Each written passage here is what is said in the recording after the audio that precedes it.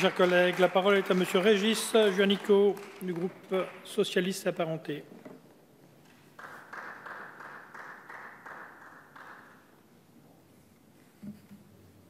Bien, merci, Monsieur le Président, Madame la Ministre, Monsieur le rapporteur, cher Stéphane Testé, Monsieur le Président de la Commission, mes chers collègues.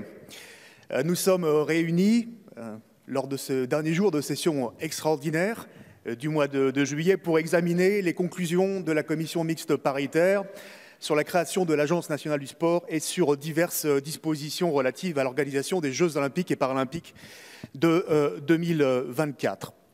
Je voudrais dire sur la commission mixte paritaire qu'il y a eu une avancée.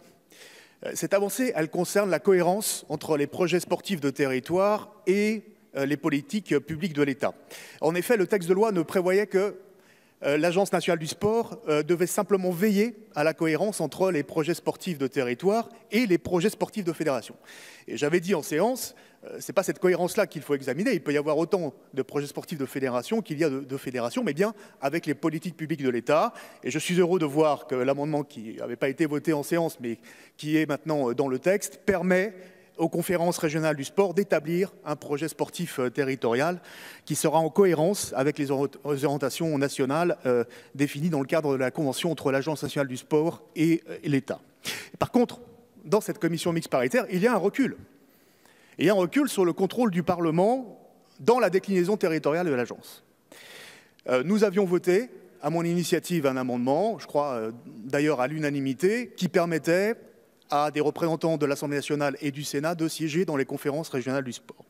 Le Sénat n'a pas souhaité conserver cette disposition, donc les parlementaires ne seront pas présents, sauf à titre exceptionnel, et si jamais il y a une majorité en tant que personnalité qualifiée, mais ce sera exceptionnel, de même que nous ne serons pas non plus invités aux conférences des financeurs, ce qui veut dire qu'au total, les parlementaires seront absents et exclus de l'ensemble de la déclinaison territoriale de l'Agence nationale du sport. Et là-dessus, nous avons une différence avec le Sénat, c'est que nous considérons que nous sommes à la fois des élus nationaux, mais aussi des élus locaux avec un ancrage territorial et que ces questions régionales et ces questions territoriales nous concernent très directement.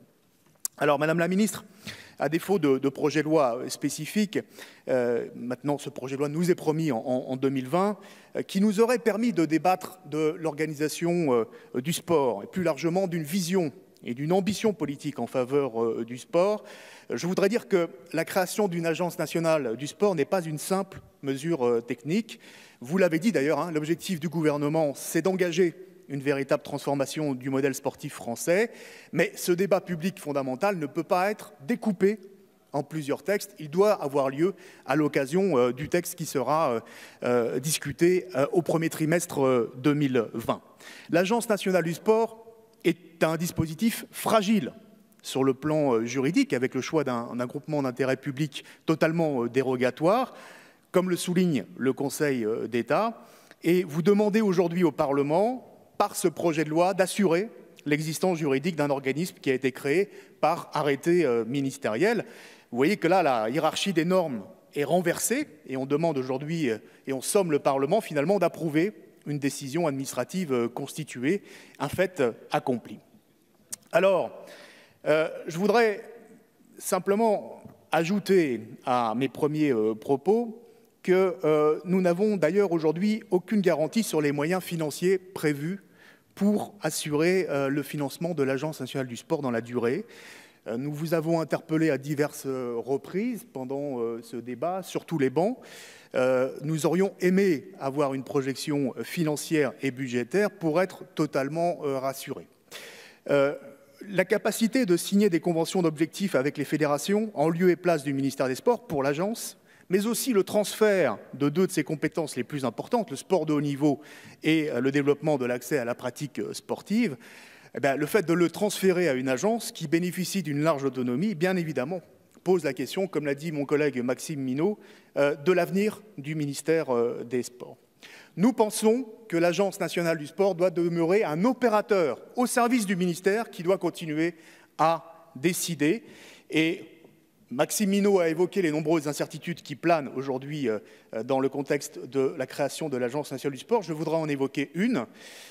qui concerne encore les CTS, puisque bon, vous avez décrété une pause dans la réforme et vous avez décrété un apaisement. Nous apprenons aujourd'hui qu'une réunion interministérielle va avoir lieu, aujourd'hui même, pour aujourd'hui organiser sur le plan budgétaire le transfert des CTS du programme 124, le programme de conduite de ressources humaines traditionnelles, vers le programme 219.